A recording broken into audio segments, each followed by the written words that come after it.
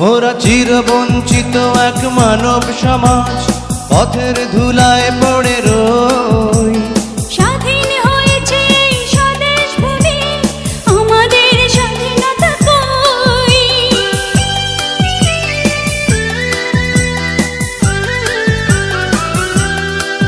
মোরা চিরবঞ্চিত এক মানব সমাজ, পথের ধুলায় পড়ে রই।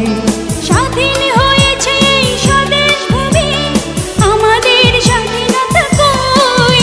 এই দুঃখের সত্য দলিল কোন মঞ্চে করব পেশ?